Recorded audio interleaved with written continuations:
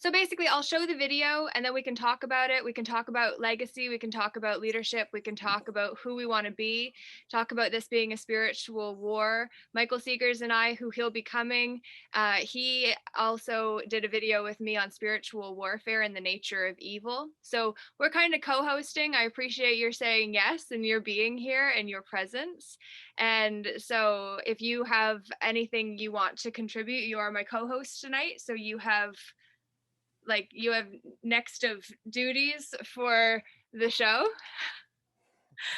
And essentially we're going to just do this summit and start a conversation that needs to happen. And it's just like I've sent out a bunch of invites in the last minute and we're going to see who comes. But like, can't believe I've got like Jesus Christ, beloved Almoira, and Saint Germain. Like, do any of them mean anything to you? I type into like all the saints and like spiritual leaders. Like I don't Have just one. I've never followed a religion, a specific religion, but I've dabbled in all of them. And then because I find the truth is in all of them, and then there's marketing, but you know, in man's interpretation or desires of where they wanted it to go. But yeah, I love the symbolism. And then I was actually named, my first name was actually Michael, and I was actually named after Archangel Michael.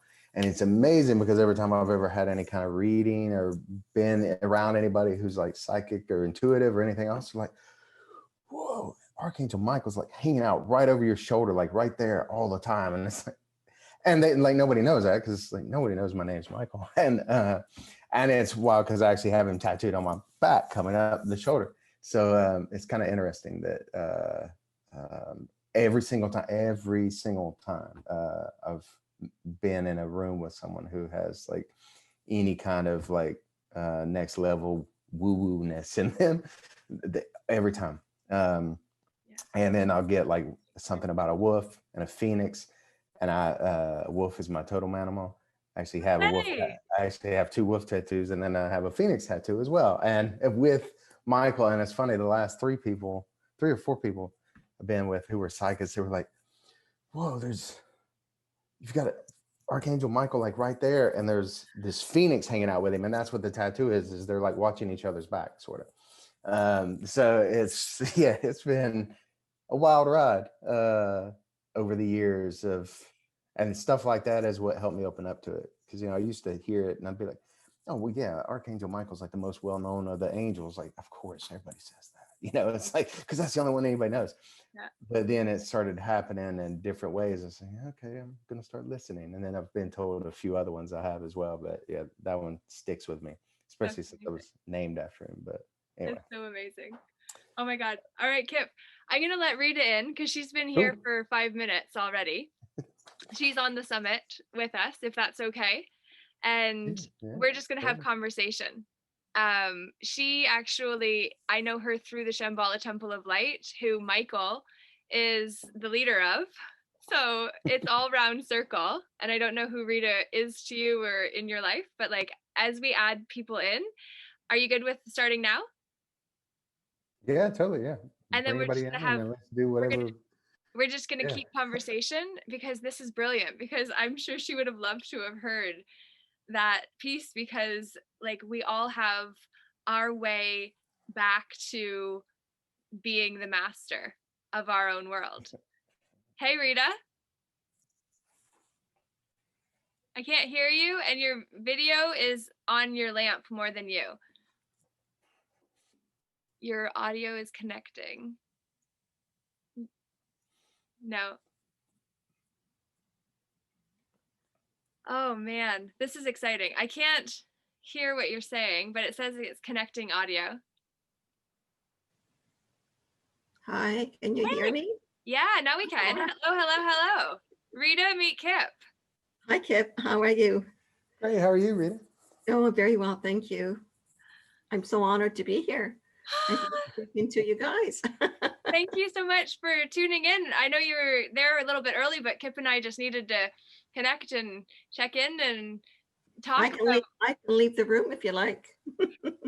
Well, if you want, well, no, we can just, other people will, if you want a couple minutes, like whatever. I need to get some video set up. I need to get it. So like, there's some technical things that I need to do. I'm gonna turn you off so I don't hear what you guys are saying. Okay, I'll be back. Okay, perfect. Awesome. There, easy peasy. Oh my gosh. Okay, so Kip, so for this, let us, I'm going to share it to my Facebook page and I'll tag you in it. And then, where am I? Here. And then, you don't have anything you need to share, but what I'm going to need to share is what I went on here to look for in the first place and then got distracted by so many other things. How often does that happen? Okay, no. Seems like the more I practice to keep my focus, there's more stuff to distract me to practice my focus. That is very intentional. I want lip balm. That's that's oregano. That would not have been kind to my lips at all. Oh wow. Okay. So we're gonna move this into full screen. A rigged system in place. Instead, we must choose to believe in America. History is watching us now. We don't have much time, but history is watching. It's waiting to see if we will rise to the occasion and if we will show the whole world that America is still free and independent and strong. All we need to do is start believing in ourselves and in our country again. Start believing. Yes, believe in yourself, and anything is possible. We find fear, but it's in our hearts where we truly know what is right. Because in our hearts, that's where we differentiate between darkness and light. Isn't this such a good It's your video? heart talking to you. It is Not your excellent. mind, because your mind's going to say, I'm afraid. Yeah, I'd never actually seen it until he shared it with me earlier. It's like 20 minutes ago. It was the first time. Pardon? The first time I'd seen it was 45 minutes ago when after you had sent it to me. Right? Me too. I got it about shortly there before, and I was getting so much resistance about even doing this call because it's just like, who am I to talk about legacy? You know? All of those kind of things. And it's like, I just broke up with my boyfriend of a month and a half 2 days ago. And it's just like, even though it was short, it was sweet. It was nice to have somebody, you know? And it's just like, frig, this is just unfortunate. And yet it's necessary. Of course, everything happens for a reason. There are no coincidences, as we know. Indeed. So there we go. It's at 7 o'clock, which means I'm going to start my little live stream to Facebook, and then this will be streamed over to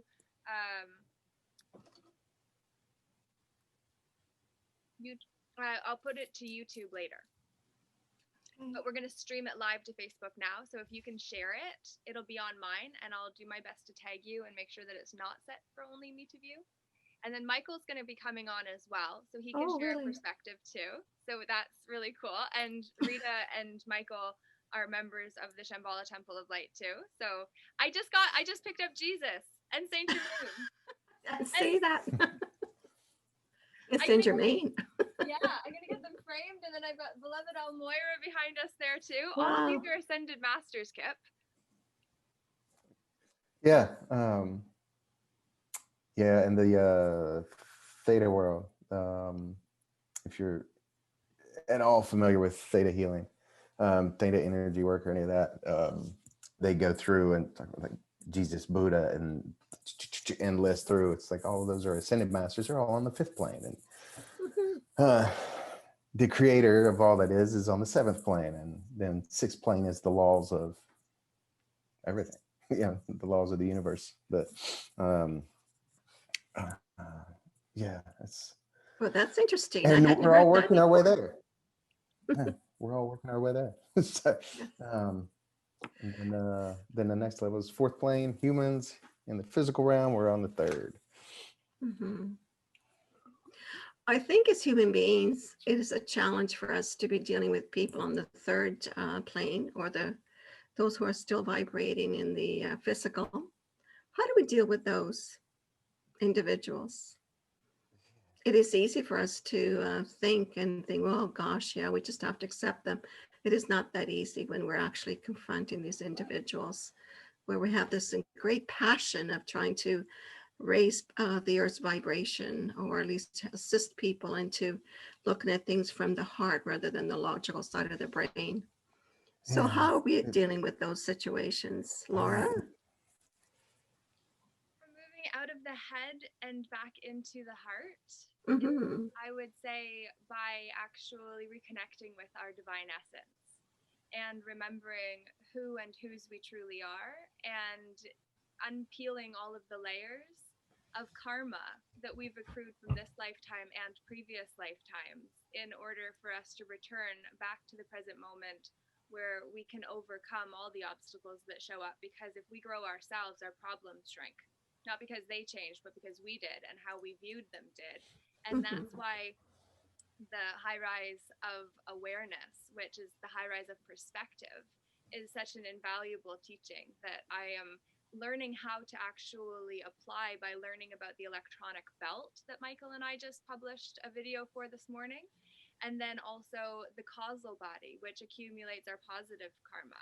And the electronic belt, it contains our negative qualities, or the negative karma that we accrue based on misqualified choices that were not in alignment with our divine nature. Which, the reason that tonight's summit, that is now streaming live to Facebook, so hello world, welcome, thank you for tuning in. I started it because Rita's question was brilliant and valid, and it's relevant to where all of us are as a collective. And so right now we are gathering for the third Peaceful Inner Warriors United Summit. This time Kip Brooks is co-hosting this with me, or is it Kenobi? Oh, several students and clients have labeled me with Kenobi from Star Wars, Obi-Wan Kenobi, because of all the mindset work I do and communication and rapport skills and all that stuff. So yeah, I forgot that was on there. But so yeah, Kip Kenobi is a term of endearment, or a name of endearment, and then but yeah, Kip Brooks, either one. Amazing. Okay, see how we grow into our own names. I just go by Laura J now, and it took me 33 years to do it for the most part. Other than professionally, I do still identify as the same everywhere, just to make it easier for people to find my work, because it's becoming harder and harder to actually get the message out there without people who become like foot soldiers in order to share the message, spread the light, to gain access to the wisdom and insights, and actually gain access to the information that is not commonly shared.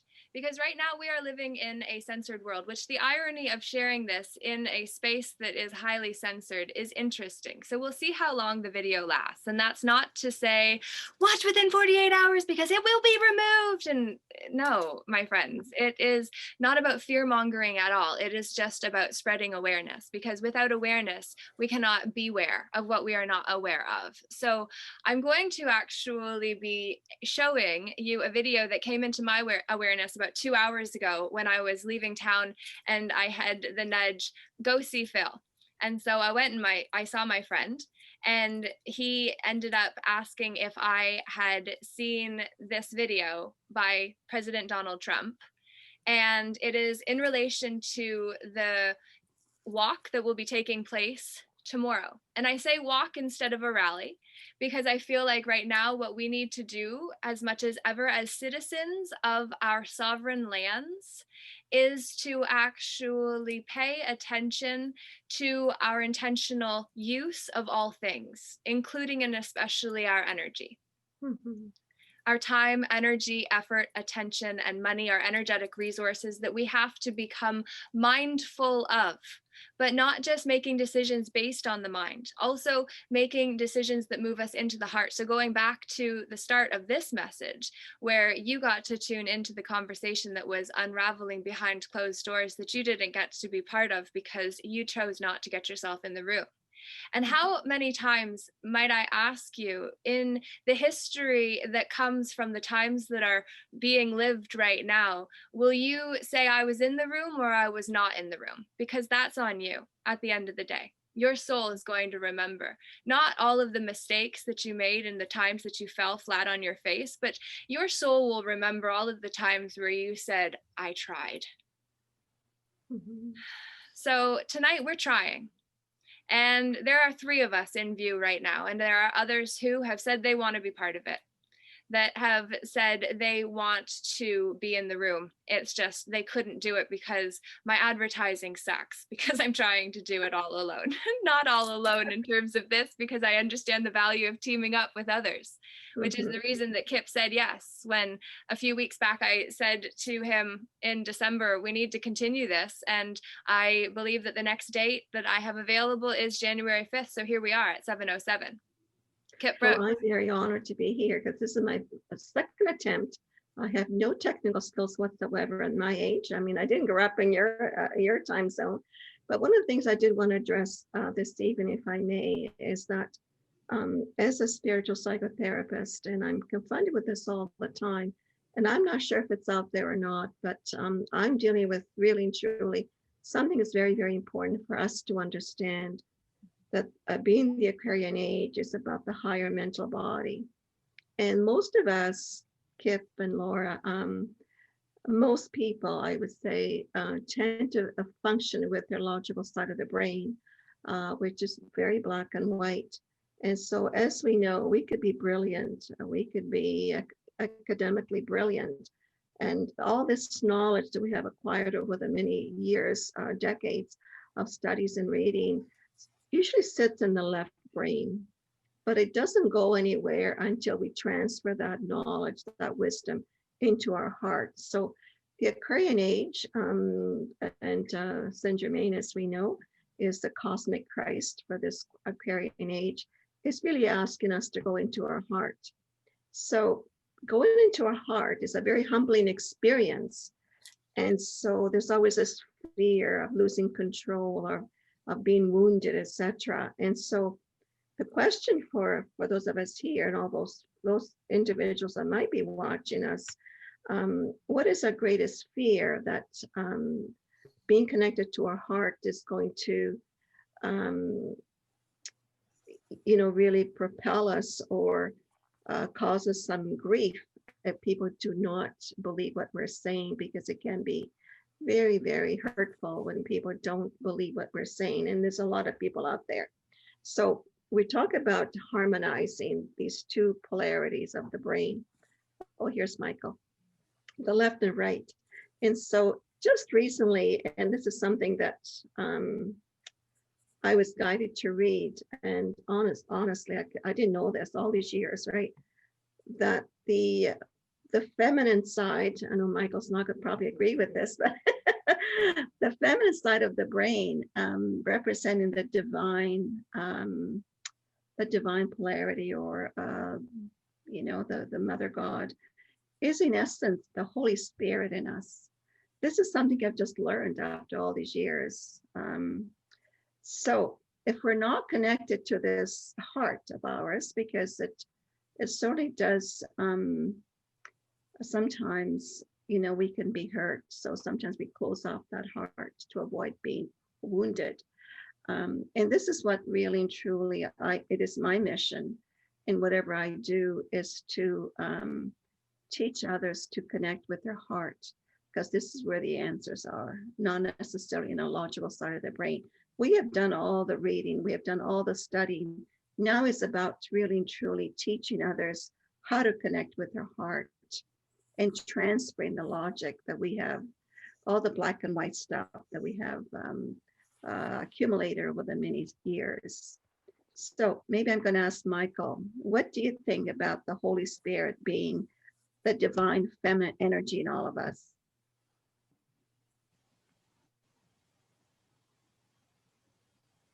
Well, I think I have a different understanding about that.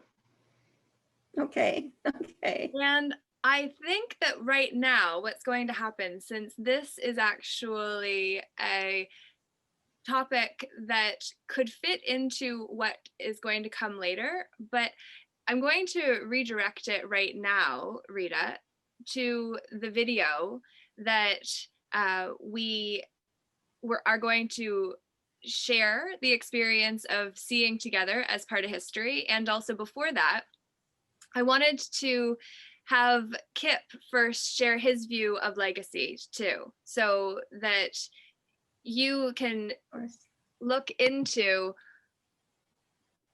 who is in view now, because obviously Michael and I have done quite a lot. Chantel, welcome. New hairstyle. Great to have you on. Excellent. Rita, you're having an opportunity to share as well, an introduction to, I didn't know you were a spiritual psychotherapist at school, and Chantel is actually in hypnotherapy as well with Marissa Piers to be a trainer with that. So all very highly skilled and gifted people that are on here. Chantal, I think you've got kickback, so I'm going to mute you, and feel free to unmute yourself if you want to speak. You're more than welcome. But what I would really like to do is explain why I had Kip be the one to have the conversation about legacy tonight, to gather others who are also very highly qualified, brilliant thinkers, because the truth is that I've spent my entire life looking for great players of the game. And sometimes I got played, but ultimately I also gained a lot by the lessons that I learned from those great players. And Kip and I met in Orlando at the John Maxwell certification event, where he was getting certified and I was there as one to support those who were coming to their certification event, maybe felt a bit nervous and were definitely hitting their terror barrier of resistance, stepping out of the comfort zone into the unknown to get to the place of actually going back certified, and then what? And so bringing people that have been in it since 2011 with the same team made it more familiar, which gave a sense of home, because that's what we're really ultimately here to create, and have the experience of returning home. And so Kip, you had explained the morning when we had met and the vibe that you had got at the table when I showed up of Princess Diana, which isn't to brag and isn't to compare or relate myself to her per se, but it is to say that there's an energetic signature of fellow light workers when you meet them in the room. And when somebody else, it's like we were having the conversation right before we went live, Kip, about the fact that somebody will always seek you out in the room if they're a bit empathic, if they're a bit switched on, if they've got gifts. And so everybody here has gifts, unquestionably. Everybody that is watching also has gifts. It's just you're being called to awaken those gifts. And I am going to finally pass the torch over to Kip to share your view on who you are to show up here and have this experience of sharing the stage with amazing people. Thank you so much. One thing that came up, you mentioned it, I guess it was before we actually started the official call, or because who am I to teach legacy, and started sharing the thing, and it's like, that's exactly who you are. I went through the same struggle, and everybody does. I think everyone who makes an impact does. People who leave the biggest legacy of oftentimes, not always, but oftentimes suffered some of the biggest losses and biggest challenges, and then they've chosen to rise above that, right? And that's why people relate to them so much. That's why they end up making the impact, because they're human and they're trying to make everyone else's life a little better based off of the learnings and scars that we've all acquired, right? And that's actually, since we started this with the little snippet of Trump's video, before he'd ever announced anything about running for president, I knew so many people who couldn't stand him, and it was because they couldn't relate to him, because he wouldn't share those losses, and he's suffered all sorts of losses, but he wouldn't ever share them because, you know, unfortunately, especially in our society, but especially in the men's realm of, you know, well, anywhere but North America more than anywhere, there's that fear of, you know, as a man, if you share anything like that, you're seen as weak and all of that. And a lot of us go through that struggle. I went through it huge because I was drilled and programmed with it. I even, not very long ago, was in a relationship, and the woman I was with would ask for communication, and that's what like connected us in the beginning. And then I would share something with her, and she's like, women want to see their men as strong and no issues. And but it's being able to be in that vulnerable space and step up in it, acknowledge, yeah, it happened, it sucked, you know, I stumbled, I fell, you know, whatever, but I rose up from it, and now I want to help others be the same. And it's that, you know, legacy is just lighting the path, and, you know, seeing the beauty in that story. You know, the whole cliche hero's journey that's been thrown around personal development for, you know, years and years now, but that's what it is, and that's why we attach to it, because we want to see that, damn, I'm not alone in this, you know. And you know, Rita, like you were, one of the things that popped in my head while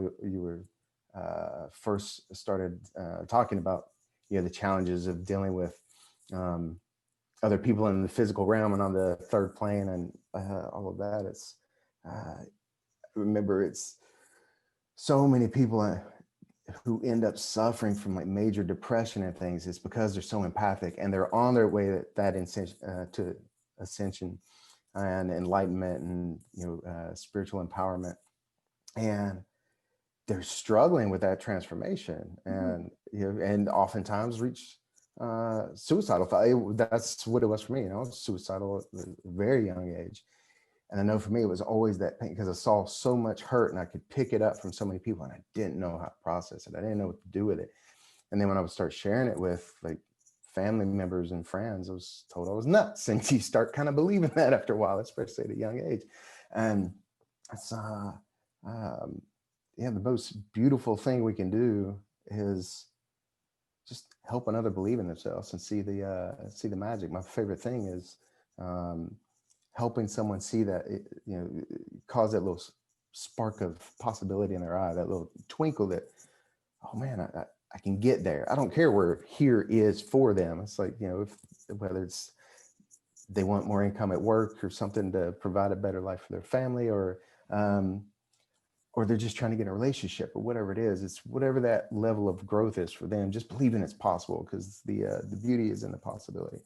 And by showing and sharing our journey, it gives, you know, like Marianne Williamson so beautifully said, it's like we give permission to others to do the same, and that is the greatest gift we can give to anybody. And I used to get all wrapped up in like, oh, I'm not strong enough for the journey and all that, and I started realizing, look, I'm making this impact that I want to make with my kids, and then I'm watching them do it with their friends, and that's good enough, because especially the youth is the future of it. So that's where we've got to, you know, in conversations with God, they talk about it quite a bit, especially in book 2, I believe, where that's how we get it to stop, by the education we choose to give our children, by teaching them to think for themselves and think for themselves and think in love instead of all this fear and everything else.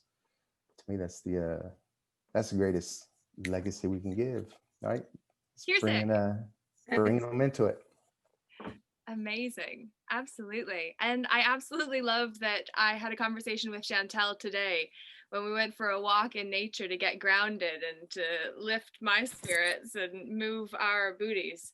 And basically we were talking about the fact that the educational system needs to be revamped so that children actually learn self-esteem. And Michael Seegers and I were having a conversation about that very thing when I was standing in a local gardening store and basically said, look, we need something more for the children, and there are so many resources, and yet we're the ones that are here now. And it's like, we've got all of that, and then we've got to take all of that and then make it into something so then we can use this. Because this is what's real, and that is what's here already, which is great. And then it's all about what we do with it, because that's the legacy. It's not just about the history that we have before us, it's the history we're writing right now. And so with that being said, I have one of the most interesting videos that I have received in a long time, given the relevancy too of the fact that tomorrow will be a walk in DC. This is crazy town, guys. Absolutely crazy. And I'm just going to go find it so that then I can put it onto full screen and share my screen so that you can see this amazing video. So prepare to have your minds blown with what's actually happening. Telling you, you can't have the country you want.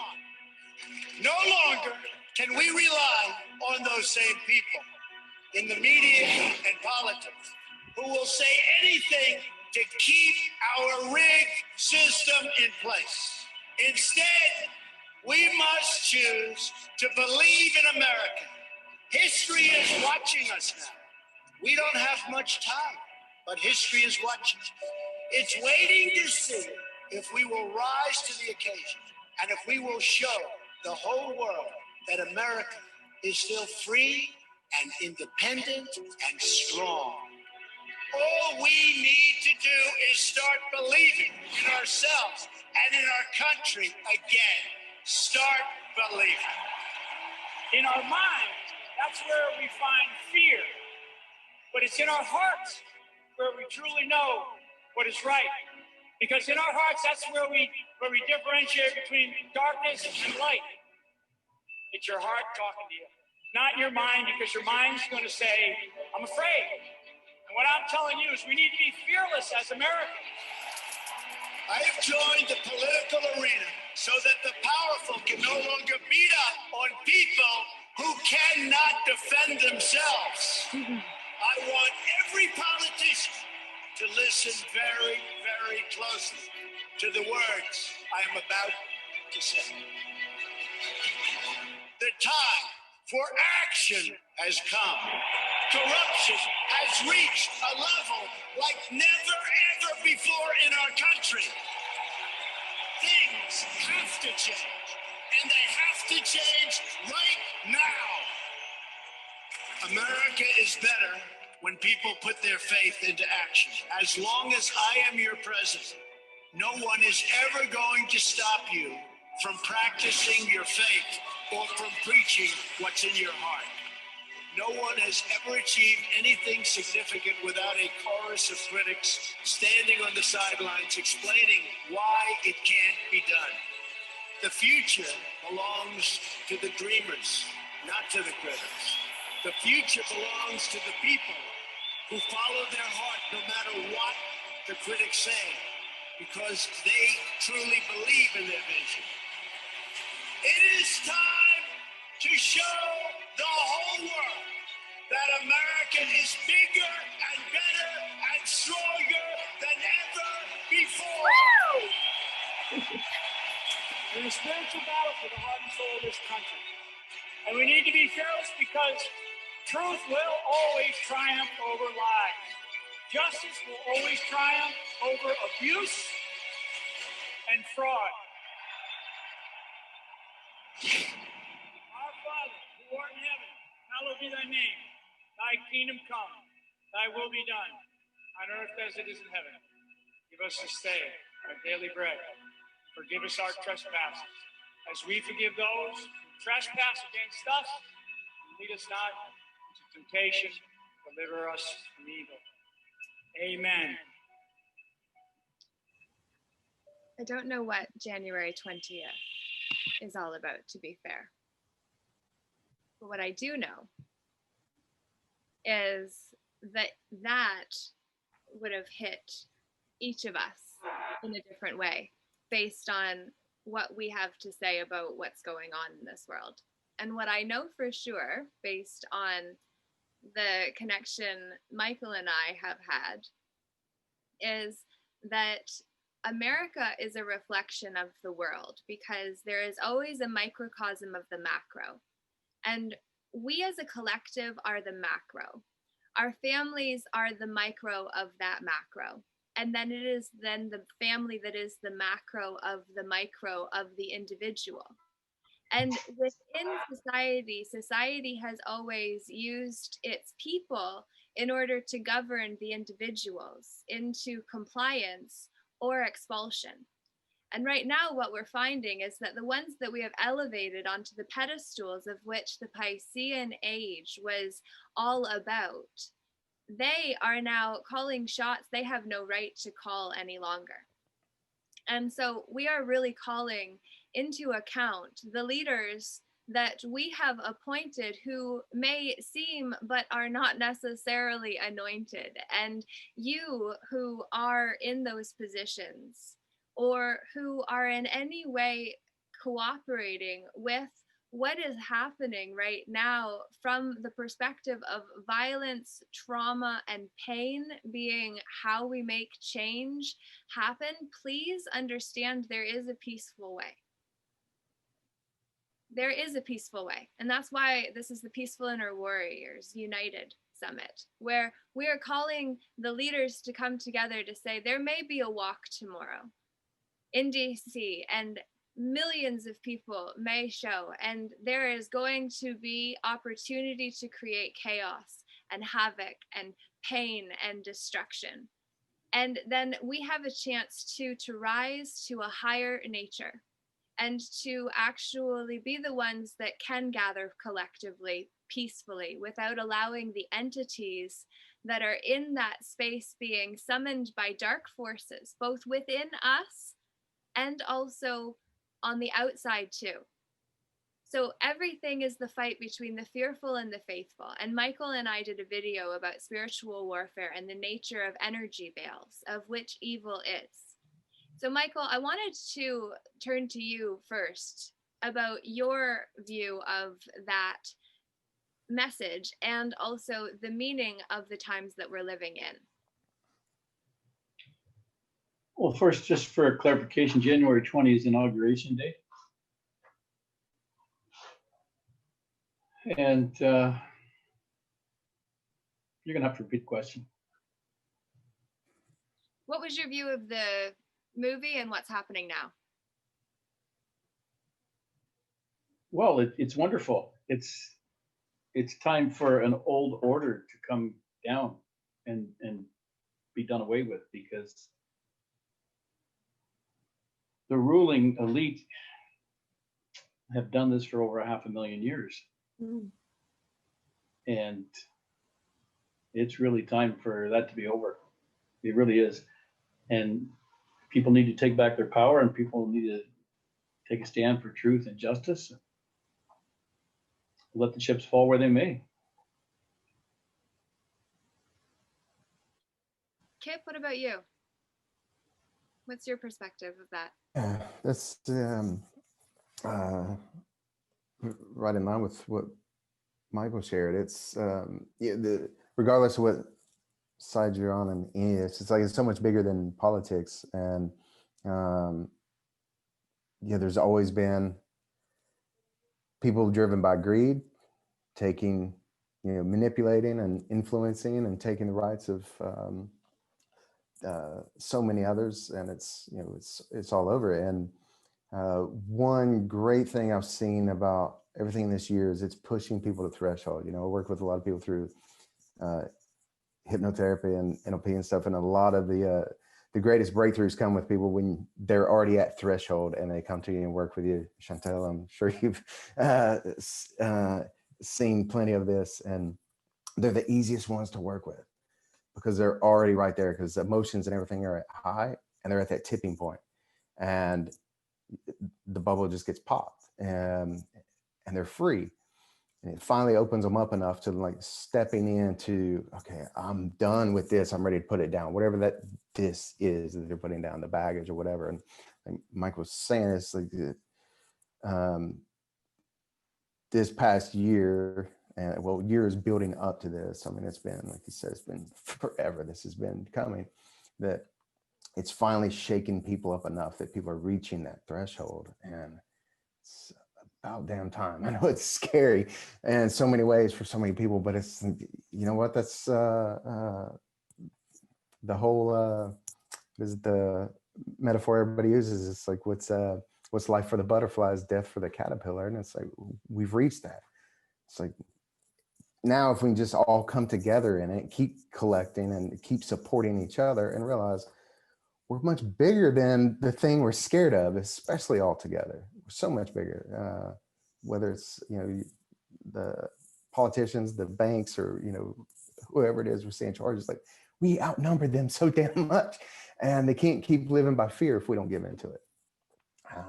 It's that simple, stepping into it. Just love each other and connect, and let's go, and realize that we're just as powerful. I mean, we're all just humans in this realm anyway. And so much more, but like individually, we are cogs in a wheel, but collectively, we are the machine. Yeah. Yeah, and we can, we've been playing by someone else's rules in a game that we didn't realize we actually control the whole time. They can't, none of it survives without us. It's all built off of it. And like you say, we are the biggest part of it and the most intricate part of it. But we've allowed, we've just allowed manipulation and fear and guidance, and putting trust in people, you know, and putting trust in the wrong people. We've all done it, from relationships to friends to everyone. I mean, it's, I believe every single soul that comes into this existence comes as pure. And then along the way, things get screwed up in the physical realm, in the human experience, in our human mind, that creates a negative programming. You know, we've talked about that before. And, but we all come in desiring love, connection, and all of that. And then every move from that point on, even once the negative programming comes in, it all comes from a desire to get that love and connection. It's just oftentimes, as we see, the delivery mechanism we use for it is completely screwed up. And then as people with their own baggage and you know, negative programming and everything else, as they get to certain levels, they start using it to manipulate others, trying to get that significance for themselves, and it all gets skewed. But and that's what's so important to me lately with you know, we homeschool our kids because our education system is crap completely, you know. And we've had them, we've tried every form of school, and finally it's like, okay, we've got to come back to homeschool so we can teach them to love themselves enough and be protected from all of this, and, you know, help others, and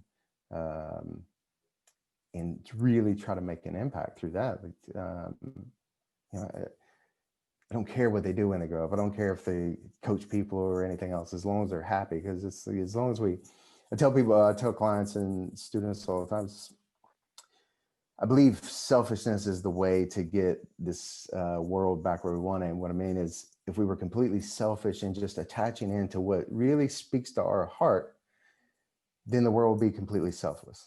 Because if we were really just doing what lights us up and what we were sitting here and it makes our soul happy, we wouldn't be committing crime, and we wouldn't be angry at everybody all the time and worried about, oh, they're doing better than me, let me tear them down, or, you know, because just be doing what makes us happy. We'd be lit up, we would be alive, we would be filled with love every day, and anybody in a loving place and in that, like, just happy, content container, this meat suit we ride around in, it eliminates the, you know, fear, which is the only other option. It's creating all this that allows the door to be open for the manipulation and all of this that's been going on for so long. I'll shut up there a little bit because, you know, I can go on about that forever and ever. So give someone else an opportunity. It doesn't need to be me either. Because what's most fascinating and is mentioned in the Celestine prophecy is that within conscious conversations, such as what's here in the level of awareness of the people that are present is that while there is a natural leader when somebody invites you to a meeting and is the host of said meeting, oftentimes there's an expectation around the need for that person to control and govern the flow. And to an extent it happens, but if we can do it organically, then we can actually have conscious conversation where the next person automatically starts when the other person has stopped, not because one person is allowed to domineer the conversation, but because there is an energetic presence of who is meant to share the next thing, because that is who then is in the flow. And it doesn't always need to be the one who is scheduled to speak either. That's very interesting, Laura. If you don't mind, I'd like to add to what Kip was saying about fear and the many problems that exist in the world, starting with our school system. And as a teacher for many years, not in the school system, I really believe that this is where the school system has failed our children. Our children become adults, they become parents. And so I was given a message when I was in my 30s, so many years ago, that we all have a purpose in our life and what is our mission in life. And so our mission is very different for everyone, and certainly there's no right or wrong. But I believe, although there's been many thousands of books that have been written on reincarnation, until our institutions begin to teach our children about reincarnation and how we are creating our own reality, and further how we have chosen to have these challenges in life, because it's only through our challenges that we are humbled, and through that humility we can rise above and be the light bearer, be the teacher, the empathetic teacher. And so until that happens really and truly in the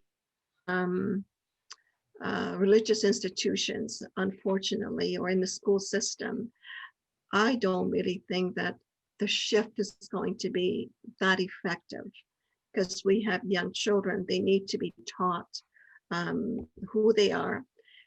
As a therapist for many years, having worked in the social service field for many years, there is so much self-hatred.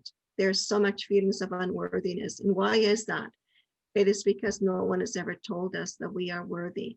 No one has ever told us that we are love beings or a spark of divinity or any of those things that would raise our vibration, that would raise our self-esteem.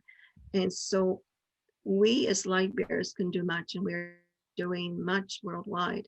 And so just keep our vibration up from fear to love. But however, at the same time, our children, they're the future of this world, this planet.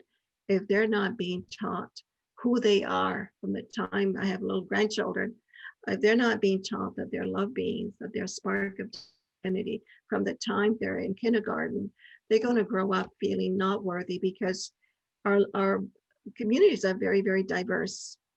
And so we have been so brainwashed to think that success and beauty and all this stuff is external. It's about the money, it's about the credentials on the wall, etc.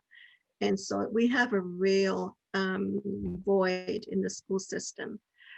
To me, that is really my mission, my passion, so that our children, our next generation of children, will know who they are. And so what can we all do as light bearers to bring this awareness into the school system? We have an obligation as parents, as teachers, enlightened beings, to bring this knowledge that has saved us, that has enlightened us, into the school system, into the institutions.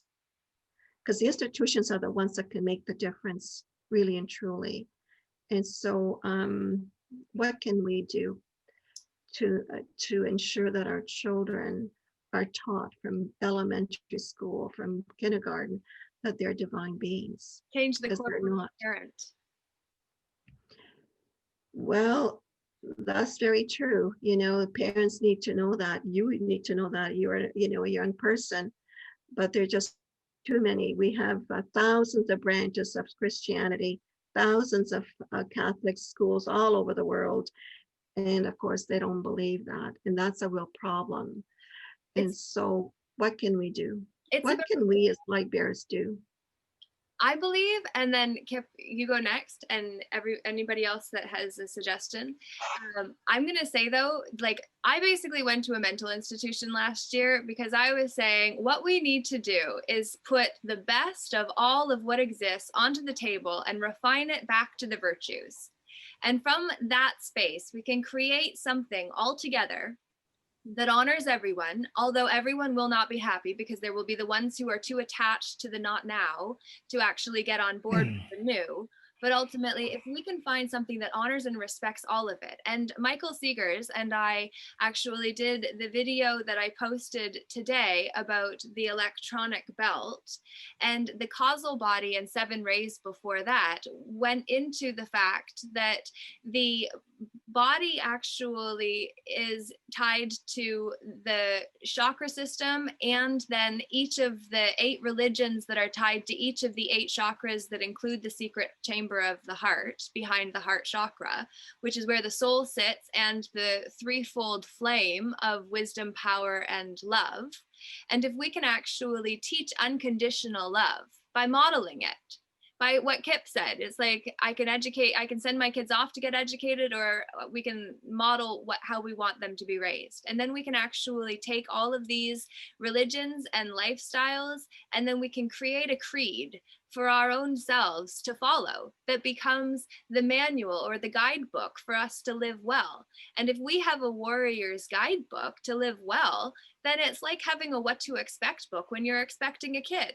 It's like, that's helpful. Well, having a book that we can actually reference outside of an institution that has an agenda, to give a book that actually honors all and respects no one, none, all in one, it's like that, I believe, is where the power lies. Kip, what do you think? What came up for me, I can't remember exactly when this study was done, but they went around and they talked to 1,000 households, and they talked to 1,000 teachers. So in the household, there was, sometimes one parent, sometimes 2 parents, sometimes a couple of parents and grandparents, so it was well more than 1,000 on that side. But in school, it was just over 1,000 teachers, and they asked them, because the thing nobody's being taught is how to love ourselves. Again, if we loved ourselves, we wouldn't feel the need to tear anybody else down to make ourselves feel better. And I forgot about this study until you were talking about that, Rita. And they asked, who's responsible for teaching the children positive self-image and self-love, self-esteem, and whatever. And it was one side said 73% of one side. I can't remember if it's been several years since I read the study, but it was 73% and 78% said it's their job. The parents thought it was the school's job. The school said it was the parents' job, or the home. And everybody thinks everybody else is supposed to be doing it, and no one's doing it at all. And even the ones who said, well, it's the teachers who said, well, it's the school's job. It's like, well, are you doing it? It's like, well, trying, but there's not enough time. And the parents who's like, well, it's the home's job. It's the family. It's like, well, are you doing it? Well, we try, but we're busy at work, and then we come home, then we got a Netflix, and we got to do this, and it's like nobody's doing it, and the kids are just getting pushed aside. And of course, kids take everything personal. Pretty much all of us do until we learn otherwise, and we take it as a belief on ourselves instead of realizing, oh, mommy, daddy had a busy day at work, and they're exhausted, or they're stressed out about the meeting at work tomorrow, whatever it is, or my teacher has hundreds of students and she doesn't have enough time to focus on me specifically. We see it as there must be something wrong with me because we're too damn young to make that, make that decision. But unfortunately, we make all of our beliefs basically and virtues and values in the first 7 years of life, when we don't have the critical faculty in place. We don't have the wherewithal to be able to say, okay, they got their own crud going on. That's not about me. And we just, one thing that drives me nuts whenever I got into coaching parents at all, and I don't do it full time, but even before I had kids, I noticed everyone talked about just, I'm raising kids or whatever. And it was putting it off in the future. And I realized It's like, no, this is the foundation for adults. So you're not raising kids, they're already kids. You're raising future adults, and see them as that and teach them how to love themselves now instead of waiting until they're 18 and then it's like, oh crap, I didn't teach them all this. And now they got to go out in the real world and figure it out. Because that's where so many of us crash and burn. That's, you know, that's where I was suicidal and lost way before that. But yeah, we have, and the funny thing is the generation and the people that are complaining about the millennials, it's like, well, their generation was complained about by the generation before that. And the millennials are going to complain about the next generation, not realizing that, well, we're the generation that created that generation that we're complaining about because we didn't teach them how to connect and how to love themselves and how to be okay with who they are and realize we're all human. We're all trying to figure this crap out. None of us have a book yet, you know, to tell us what to expect as we're growing. Yeah, these are future leaders. Our children are the leaders of tomorrow. And if we are treating them as children, they will grow up to be grown children, which is why guys my age are guys, not men, largely, that want to sit behind a screen and fiddle with paddles, which ultimately creates worlds that nobody except for them and their friends get to enjoy. And ultimately that's cool, but like, what could you have built in that time in the real world? Which is what everybody used to say to me about all of the stuff that I've been doing on here. And was it effective all of that time? Not entirely, but yes, because it prepared me for now. So would I trade it? No. Could I change it? No. Would I if I could? Probably, which is why we're not allowed. But the point is that it's just like, we are here right now. This is where our present power is.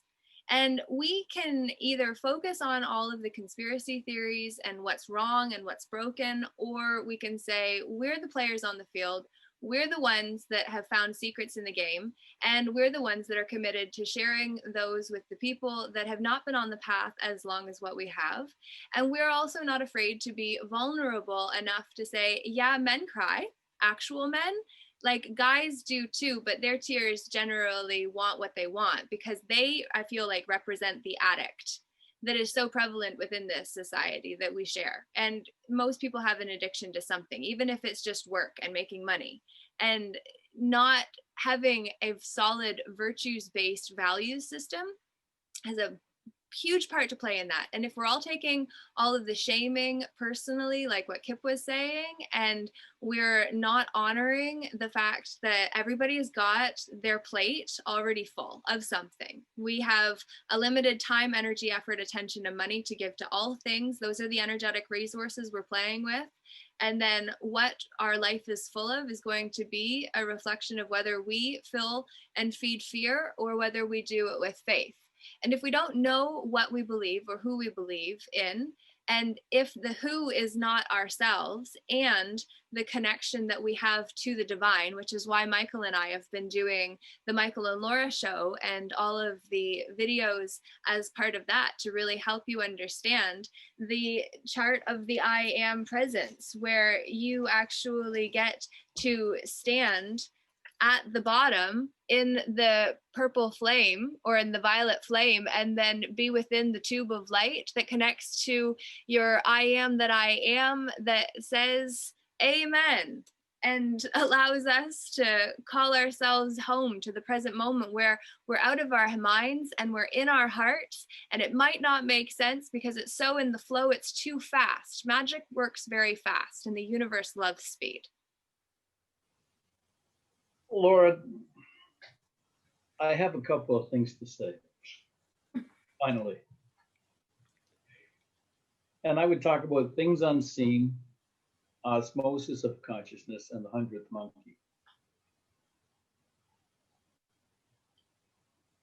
Saint Germain has said that what one does affects everybody. So it's the butterfly effect, but it goes much deeper. And so that what really ennobles an individual ennobles all of humanity, and what degrades an individual degrades all of humanity, because we're all part of the same consciousness. And this was made really clear in the observation of the 100th monkey, And it had to do with monkeys in Japan on a particular island, that one monkey began washing his food, and this had never been done before. And the other monkeys in his colony observed this and began to pick up the same behavior. And when a critical mass of that knowledge was attained, spontaneously on another island, totally unrelated, monkeys began doing the same thing. And so it's a demonstration of the consciousness and the concept of osmosis of consciousness. And so we are called really to be the living examples of the teaching and all that is good. And if we're to really radiate loving kindness out of our hearts, we have to be that example and know that it's going to radiate through us and it's going to touch everybody, whether they see it or not. And where this gets really interesting is an experiment that was done back in the 1980s by the Maharishi University involving transcendental meditation.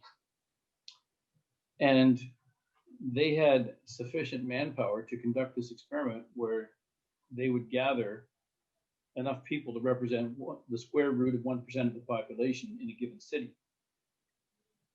And they would get them together and meditate together, and then notice the statistics that were available regarding crime in the area, regarding hospitalizations, negative things that would be reported in the news. And they noticed that there was a reduction in the incidence of all these types of things when they had the square root of 1% of the population doing meditation. And they repeated that in quite a number of cities worldwide. And the statistical analysis was done.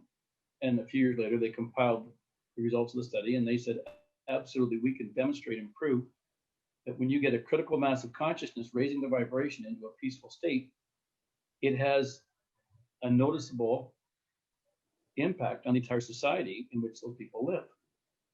And so I would take that knowledge and say, apply that to the teachings of the Ascended Masters, and just have the confidence that raising your vibration and increasing the compassion in your heart and the peace that you radiate through your chakras touches all. And the more people that you can bring into this understanding and get them to engage in the practice of becoming that peaceful inner warrior, you're going to have an impact. Whether you see it or not immediately in your environment, trust that it's true.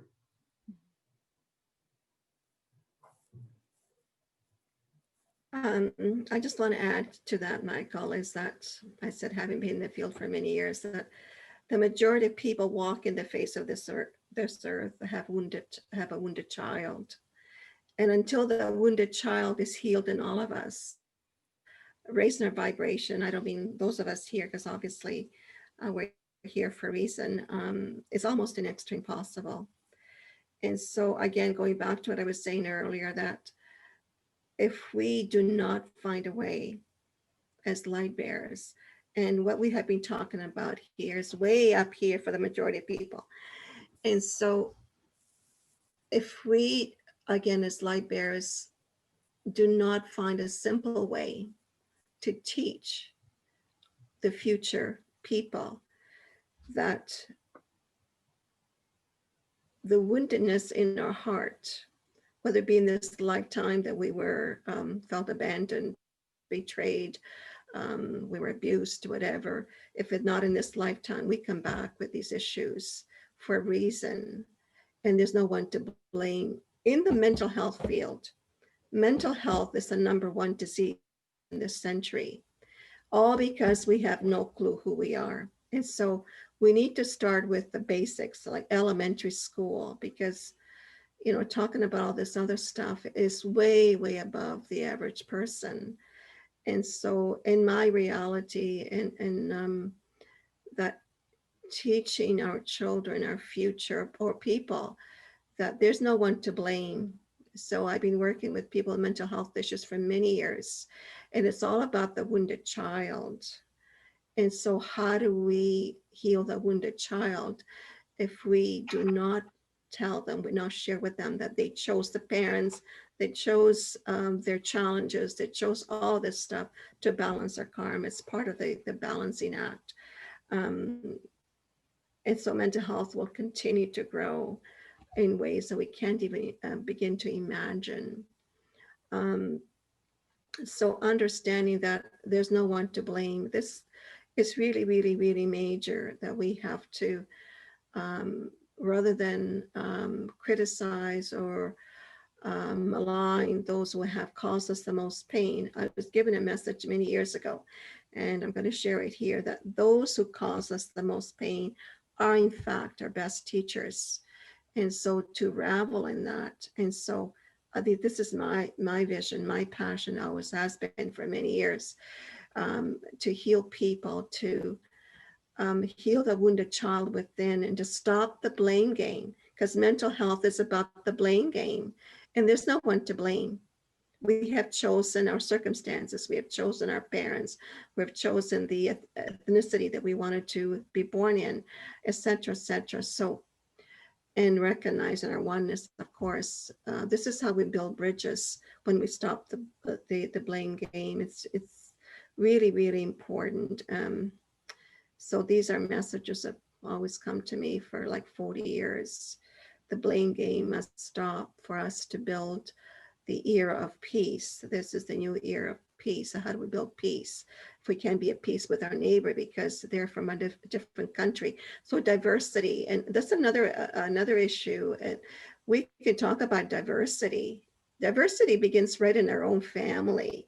If we cannot get along with our own family because one is logical, the other one is from the heart, etc. One has blue eyes, one has the green eyes. And so we're given the opportunities within our own immediate family. If we cannot love those in our own immediate family that have caused us most pain, then how are we going to love our neighbor who's completely different? I think for me anyway, these are the immediate concerns that we need to address, because people are wounded, people are hurting. And so we need to help them to heal, first and foremost, by sharing with them that I just told that to my daughter tonight about her little boy who has some issues, special needs issues. And I said, sweetheart, he is in your life to teach you. He's your best teacher. And so I know I'm coming from a different perspective here because of my age, etc. But we certainly need to address the wounded child. We need to address our own biases. And how many families are alienated today? How many siblings are alienated? How many spouses, divorced spouses, are alienated? How many husbands or wives, ex-husbands and wives, can actually forgive the other partner? These are monumental issues here that pollute our environment, pollute our country with all this negative energy. And what was Jesus' ultimate lesson for us? Forgiveness. And we're not able to do that. When somebody is different than we are, we just stay away from them, right? Because being in their energy sometimes becomes too difficult. So this doesn't show any growth, any spiritual growth. Okay, it's really, really easy to be around wonderful people that are on the same wavelength, that have the same kind of vision. But the challenge and the growth is when we can be around people that are very, very different, that cause us so much stress and aggravation, and we can still love them unconditionally.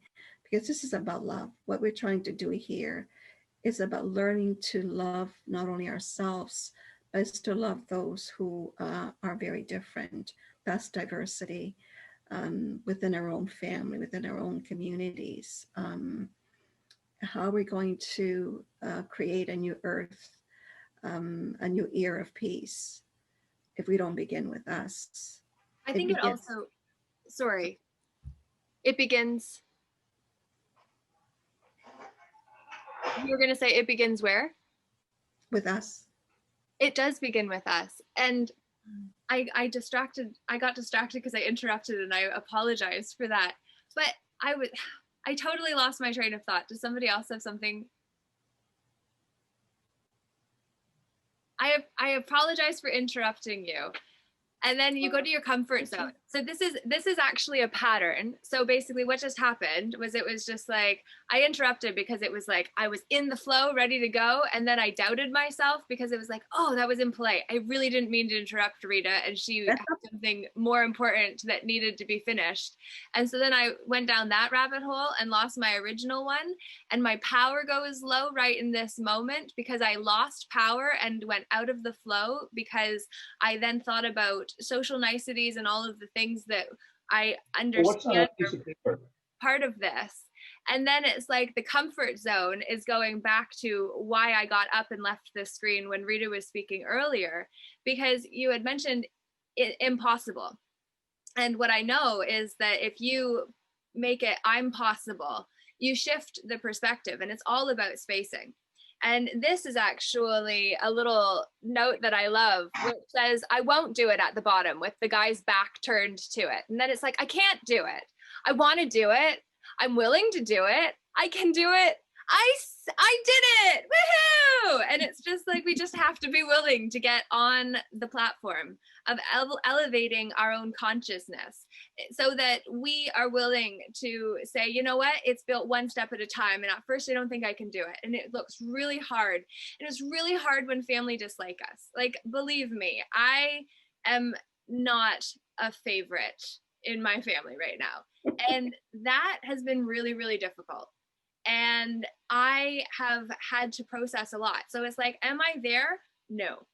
Like, I have a lot of work to do, but I'm doing the work as best as what I can. Mm-hmm. And what I was going to say before I wanted to show that shift in perspective is the fact that, like, those who betray us were the teachers that our soul contracted with ahead of time for us to get the lesson that only that level of pain and getting ripped open could offer us.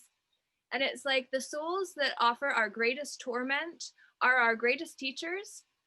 But just because we forgive them and don't bring up the past, the way that a narcissist will offer a checklist of all of the ways you messed up in the past and bring it all out on the table when it's time for them to share their perspective that is so well put together, there's no way that you could possibly win. Instead of having the checklist and leaving the moment, it's coming back to the present moment, which I lost my train of thought again because I'm conscious that I have 9% battery left. So our distractibility is completely situational, as is our confidence. And I would love for somebody else to take over while I just grab my power cord and plug in. I'll jump off at the same time now. Were you getting ready to say something, Rita? I was just going to say that those of us on this path are blessed in so many ways. And we are the lantern of lights for others. And we wouldn't be here if we hadn't made peace fast, if we hadn't forgiven those who have deeply wounded us. And all perceived betrayal is in fact self-betrayal, because nobody sets out anyone in any particular order to betray another person. It's our perception of the truth. So we have to be very careful that there is no betrayal. Perceived betrayal is in fact self-betrayal. And so the behavior is never forgivable. We forgive the person because he or she didn't know any better. And when we know better, we will all do better. So our family members who cannot accept us, I mean, all my family members deceased, very young. So I wish I had some siblings. And so those of you who have siblings, I would encourage you to do your very best to love them unconditionally, because once they're gone, they're gone. And so, like I said, a murderer is the act of murder is never forgivable. We forgive the person, not the behavior. And to realize that those that commit such atrocities or malign us or reject us are hurting. These are the people that have the wounded heart. And so if you have those kind of siblings, just know that they're hurting. And so when we are hurting, we cannot see past the behavior. When we're able to see past the behavior, it's an indication that we are healed, that our little wounded heart or wounded child is healed. But if we cannot see past the behavior, it's an indication there was still the wounded child in us is still hurting, that we have not healed. And so, like again, I've had many wonderful teachers, but the best teachers are those that have hurt us the most. And if we can forgive those that have hurt us the most, then we have made it. We are those lanterns of light. And so always be thankful for every moment. And I'm thankful for every pain, for every loss I've experienced. And I've had many, many losses. And I'm so grateful because the individuals in my life have been my best teachers. And I'm grateful. And so if we can do that, if we can, I wrote my former husband a letter once, thanking him for being the Judas in my life. And so because he made it all possible for me, and I'm thankful. And I want to thank you, Laura and Michael and Kip and Chantel. We haven't heard from you. This is my first experience. Like Michael knows, I am zero when it comes to technology. And so it's been a learning experience. Thank you very much, Laura. You've done incredibly well. And it's my pleasure to bring together those who are willing to be seen on the screen, who are willing to take a stand and have a voice. And even if you don't speak in this, which there's no necessity for it, however, your voice is most certainly respected and well received. And that goes for everyone who is listening too, who maybe couldn't make it this time, but you want to be on the next one in 2 weeks on the third Tuesday of the month, where at 7 o'clock we're going to come together again, Eastern Standard Time, and maybe you then will be one of the faces on the screen, where we will not necessarily show another Trump video. But I did want to point out, as I watched it earlier today, I wanted to say that it is when we put the I into Trump that we triumph. So it's not about one individual. As much as there are heroes and ones who get elevated onto a podium or a pedestal and become the leaders that are seen to be the ones that are going to change it all, we have to know that we all together are the ones that triumph when we actually are selfish enough, making it about the self-ish, about ourselves, enough to understand who and whose we are, to then be able to come together as noble gas partners, like what Bruce Lipton talks about in The Honeymoon Effect. That is a book I highly recommend, where basically he talks about the fact that if you're dysfunctional and your partner's dysfunctional, it's like having two different compounds or two individual chemicals come together. That's not the right science language, I need to get better. But essentially sodium and chlorine together make sodium chloride. And it's because this one has an uneven number of balanced electrons on the outer ring, and this one does too. And then together their dysfunction completes one another. And it only does so for a little while. Until then, the dysfunction just becomes really prevalent. And then that's the lesson that relationship came into our lives in order to help us recognize, by separating ourselves and seeing it outside of ourselves, like the mirror that we all are to each other. Like in Don Miguel Ruiz's book, The Four Agreements, which is the Toltec Wisdom Guide that I'll be reading on Thursday at 7 o'clock. So there are lots of opportunities to come together, and that's very intentional. Because right now we're being called to isolate, we're being called to distance ourselves, we're being called to forget who we are, and it is through our connection with one another. So we're going to break that mold, and we're going to say, no, we're going to be gathering regularly simply because it's what's required. And the numbers will grow, and maybe they won't every night. And it doesn't matter, because right now there are 5 energies that you are being blessed by right now, because you're tuned in, listening and watching this in the replay. And you who are in this have chose to get yourselves in the room and to meet other key players on the field of life at this time. And so thank each of you for being willing to show up and being willing to be seen alongside the screen while a Trump video played the day before a rally that's going to be monumental, and that information will be coming out that is going to create cognitive dissonance like never before. Because when you really see the little man behind the screen that was pretending to be the genie and the Wizard of Oz the whole time, and then you see what he really is, it's devastating. And there's going to be that desire within us to use the unqualified negative aspects of the cosmic belt, not the cosmic belt, the cosmic clock that Michael messaged or referenced in the last video I was editing, that we're going to go into deeper detail into. But like, the teachings are there to really give us structure, and without structure we do fall, said from a one that is very non-committal generally, or has been, until finally I stepped up my game and said, no, you know, if you continue to do what you've always done and it hasn't worked, do something different. Like, doing these things on my own is not as powerful as having each of these powerful people on with me, so that then it's all of us that you get to see and then choose what all of this means to and for you. So I have largely been speaking to you who may be watching live or in the replay in this moment, and now I return to those in view to say that we are in the final moments, or we're nearing the end, my friends. The finish line is in sight. And so I wondered if there was anything that you would like to say about tonight.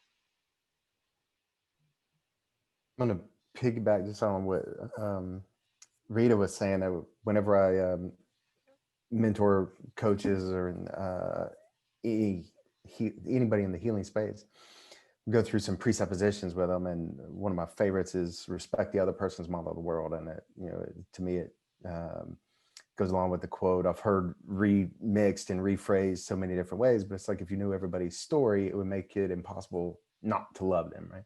Mm-hmm. And then the hardest one, and it's amazing how many times I've been yelled at, screamed at, even cussed for trying to bring people's awareness to this. And I had my own struggles with it, so I can totally respect where they're coming from. But it's exactly what Rita was talking about. And it was telling the presupposition says people are not their behaviors, accept the person, change the behavior, and that's it. And we fight that because we want so hard to no, it's the person, and it's like, no, it's just a metaphor. They're just a delivery, like you were talking about.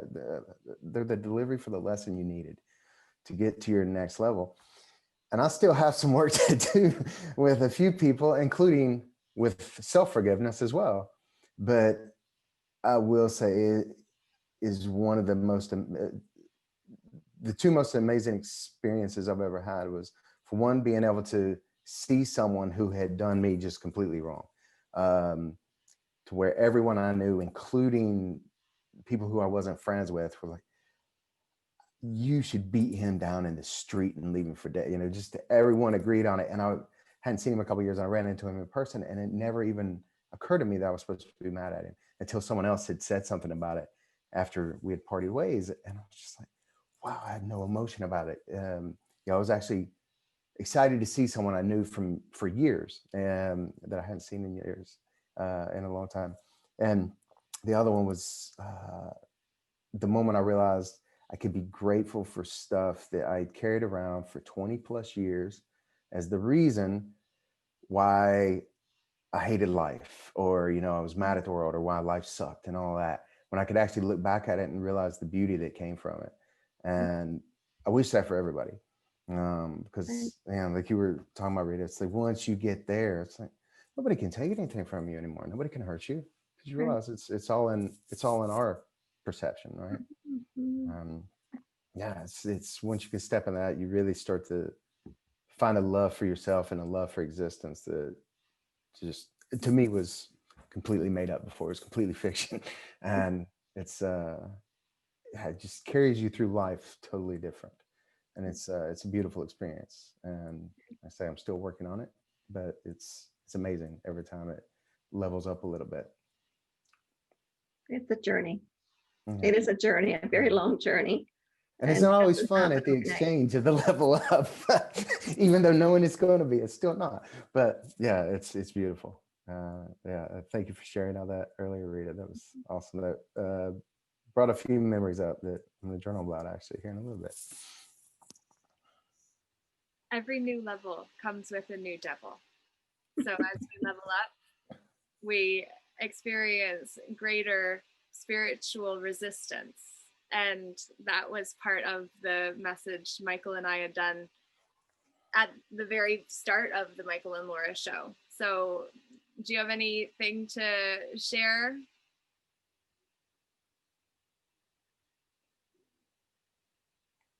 Anything? Anyone?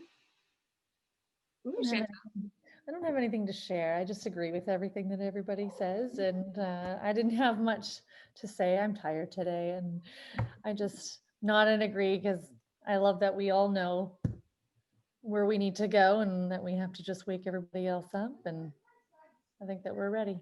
We're already in our way to slowly bring in another and another. Absolutely. I just wanted to say that Gandhi, he's one of my favorites, a favorite philosopher. He said that transformation of the heart is one person at a time. So thank you, Chantal. That's very much resonating with what I feel. Transformation of the heart is one person at a time. Indeed. Thank you all. Amazing. All right. Well, any final insights or perspectives? We can close out by sharing one word that is your feeling from this experience that you wish to put into the energies of the rally tomorrow that will be peaceful.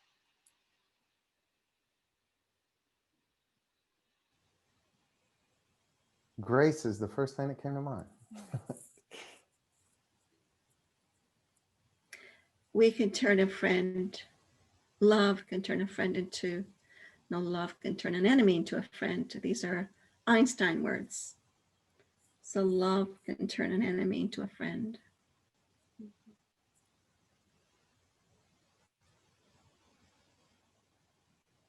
Everything that you do and everything that you fail to do matters.